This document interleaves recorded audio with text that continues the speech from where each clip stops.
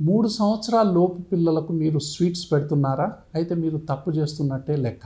ఎందుకంటే వీళ్ళ మైక్రోబయోమ్ అనేది ఉంటుంది.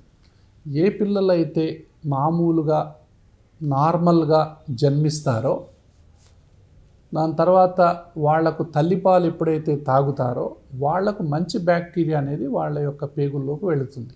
అది మిలియన్స్ బిలియన్స్గా ఆ బ్యాక్టీరియాలు మారతాయి.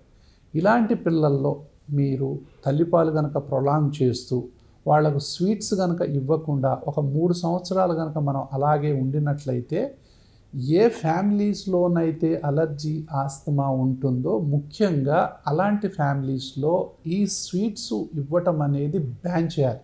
1000 డేస్ స్వీట్స్ అనేది దగ్గరికి రానియొద్దు. అప్పుడు ఈ గట్ మైక్రోబయోమ్ అనేది మనకి అలర్జీ ఆస్తమాని నిరోధించేటటువంటి ఇమ్యూనిటీని డెవలప్ చేస్తుంది.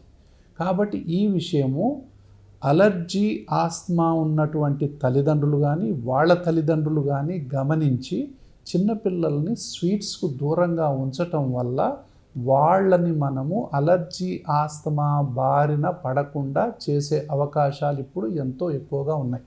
కాబట్టి మన ఇమ్యూనిటీ మొత్తం కూడా పేగుల్లోనే ఉంది.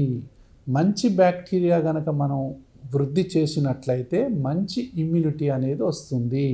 ఎప్పుడైతే స్వీట్సు, బ్రెడ్సు, జంక్ ఫుడ్సు, పిల్లలకు కూల్ డ్రింక్సు, ఐస్ క్రీమ్స్ ఇస్తామో బ్యాడ్ బ్యాక్టీరియా అంటే డిస్బయోసిస్ అంటాం. దానివల్ల ఇమ్యూనిటీ అంతా పాడైపోయి పిల్లలకు అలర్జీ ఆస్తమా వచ్చేటటువంటి అవకాశాలు శరవేగంగా పెరుగుతున్నాయని ఇప్పుడు రీసెర్చ్ చెప్తా ఉంది.